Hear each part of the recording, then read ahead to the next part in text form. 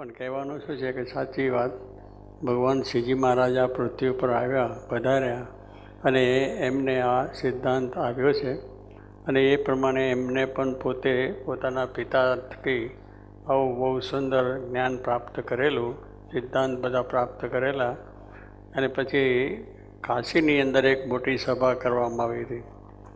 કાશી આપણું છે તો આ એનું ધ્યાન કહેવાય. મોટા પંડિતો ત્યાં જ રહે, ત્યાં જ ભણેલા હોય, ત્યાં જ એમનું આખું લખાવે, એટલે એ લોકોની ચર્ચાઓ બધી થાય. એટલે એક વખત ત્યાંના રાજાને આ મંત્ર આપ્યું કે ભાઈ બધાને આપણે ચર્ચા કરો આ સિદ્ધાંત માટેની.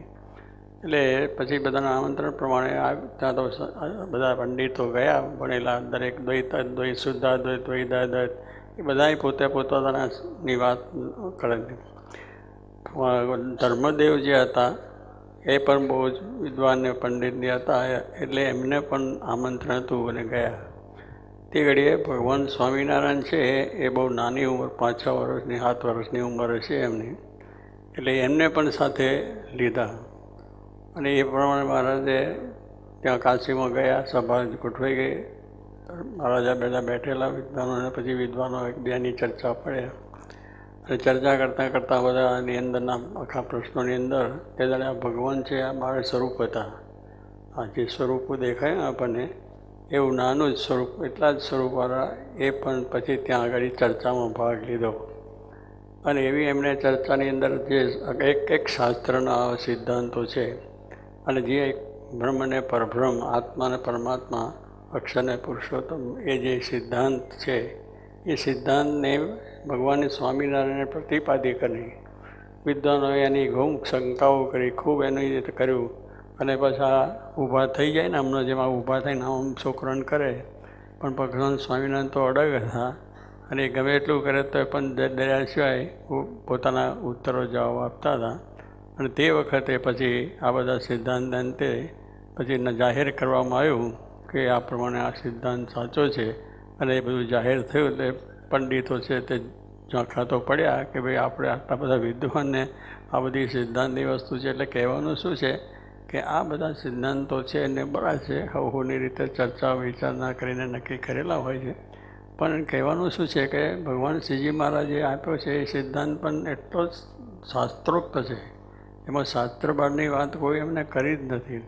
શાસ્ત્રની રીતે જ બધી વાતનું આમ 4-5 ભેદ પડ્યા. બીજા જીવ ઈશ્વર માયા એવા ભેદ છે, કોઈ બીજા ભેદ કહે, પણ આ સ્વામિનારાયણ કહ્યું 5 ભેદ છે કે જીવ, ઈશ્વર, માયા, બ્રહ્મ ને પરબ્રહ્મ.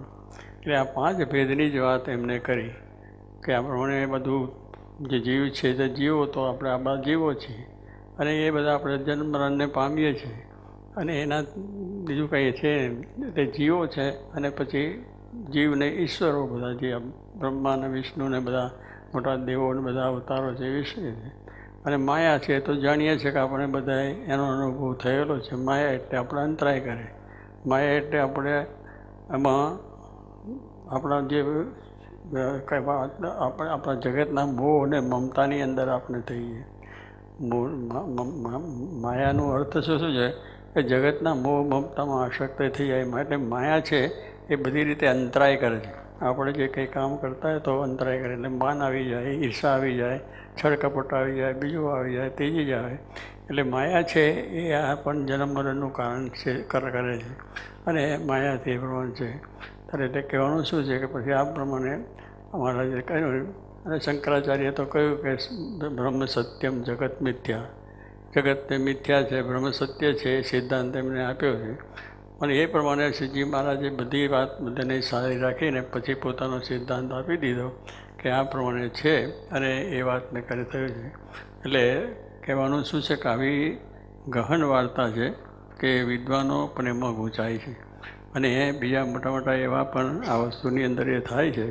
પણ એ વાત જે સ્વામિનારાયણ ભગવાને આપી છે એ પણ એટલી મહારાજે કોઈ એનું નિષેધ નથી કર્યો કે તમે ખોટા છો ને તમે આવા છો ને તમે પણ કશું જ નહીં. પોતાની જે શાસ્ત્રોક્ત રીતે શાસ્ત્રોમાં લખેલી વાત છે એ રીતે જ એમને પ્રતિપાદન કર્યું. તો કે કેટલાક તો કે તમે ખોટા છો ને તમારું આમ છે ને તેમ છે ને, એવી વાર્તાલાપ ખોટો વૃથાવાદ નથી થયો, ખોટો વાદ, સાચો વાદ હતો. એટલે કોઈનું ખંડન વંદન કર્યા સિવાય જે સાચી વાત છે કરી અને પેલાને નક્કી થઈ ગયું સાચી વાત છે. તો એ એવો સંવાદથી જ્યારે થયેલો એમાં થોડીક ઝાંખી અત્યારે આપણે થઈ કે આ પ્રમાણે આવા બાળકોએ આજે આપનો અભ્યાસ કર્યા કે આ બાળકોને તો આ બોલતાંય ના આવડે. આપણે જોઈજો કોઈ બોલતા શ્લોક બોલતાંય ના ફાવે અને બોલતાંય ના ફાવે ઊભાથી આમ પાછા આમ એના હાથના લટકા બટકા જોઈએ તો જરા એટલે એમ કે નિડર રીતે સાચી રીતે આમ સિદ્ધાંતિક રીતે માણસ જે વાત કરતો હોય એનામાં જે જાતની શક્તિ પાવર હોય એવી રીતના વાત કરે. કારણ કે એ પણ ભગવાનનો પ્રતાપ છે બાળકોની અંદર. અને અહીંયા જોગી મહારાજની ઈચ્છાથી જોગી મહારાજની આજ્ઞાથી આ બાળ મંડળો ચાલે છે. કિશોર મંડળ છે, સત્સંગ મંડળ છે, યુવક મંડળ છે અને બધા બાળ મહિલા મંડળ છે. આ બધા મંડળો ચાલે છે અને બધા મંડળોની અંદર આ રીતે આ વાતની એટલે શાસ્ત્રોની વાત છે, વાત છે, ભગવાન ભજવાની રીત છે અને આ પોતાના નિયમ ધર્મ જે પાળવા એ પણ એમાં આવી જાય કે માણસ છે એ પોતે જો નિયમ ધર્મ વગરના હોય તો એ માણસ જ નહીં હોય. માણસ છે એની અંદર એના સંસ્કાર હોવા જોઈએ અને સંસ્કારયુક્ત માણસ છે એ સંસ્કારી છે. તો એ પ્રમાણે આ બધા કાર્યો કરવાથી થાય, આ સત્સંગ કરવાથી થાય છે. બિન સત્સંગ હરિકથા તા બિન મોહ ન જાય, મોહ ગયે બિન હોવત ન રામ પદ અનુરાગ.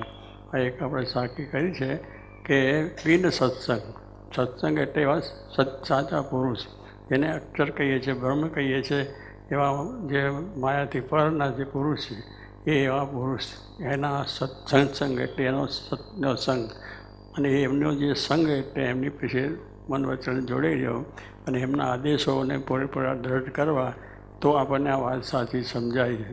એટલે ઘણી સત્સંગ એટલે સત્સંગ જો ના હોય અને હરિકથા એટલે ભગવાનની કથા જે આપણે ભગવદ્ ગીતા, રામાયણ વાંચીએ છીએ, ભગવાન સ્વામિનારાયણની બધી લીલા ચરિત્ર કથાઓ સાંભળીએ છીએ, એ કથાઓમાંથી પણ આપણે એ છે કે ભગવાનની આ કથા સાંભળવાથી જ આપણો પવિત્ર થઈ, આપણો કાન પવિત્ર થાય, આંખ પવિત્ર થાય, હાથ પવિત્ર થાય, આ બધું પવિત્ર થાય છે કથાનું. એટલે તુલસીદાસ કહ્યું કે ભગવાનની કથા ના સાંભળો તો કંઈ આમાં જ્ઞાન થાય નહીં, એવી ભક્તિ આપણા જીવનમાં આવે નહીં. જો કથા તમે સાંભળો તો એમાંથી કંઈક ધીરે ધીરે શબ્દો લાગે અને એનાથી આવી આપણી અલૌકિક જે ભક્તિ છે, નવધા ભક્તિ જે કહેલી છે એ ભક્તિ પણ આપણામાં થાય છે. અને સત્સંગ એટલે સાચી વસ્તુ આપણે સમજાય. સત્સંગ, સત્ય એટલે સાચી વસ્તુ, સાચી વસ્તુ ભગવાન છે, સંત સાક્ષાત ભગવાન છે એ સત્ય કહેવાય. અને એમાં કોઈ માયાનો ભાવ નથી, દિવ્ય છે ને દિવ્ય છે. એટલે ભગવાન છે એમનો સંગ કરીએ તો આપણામાં એ ગુણ આવે. પછી આ પ્રમાણે સાચા સત્પુરુષ કહેવાય. એટલે એ પણ એવા હોય કે બ્રહ્મ સ્થિતિ પામેલા હોય, કરેલા હોય, તેનાથી આપણે થાય.